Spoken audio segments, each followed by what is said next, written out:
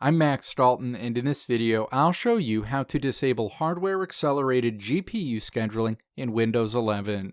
Step 1. Navigate to your Windows home screen and then press both the Windows and I buttons at the same time. Your Windows settings screen opens.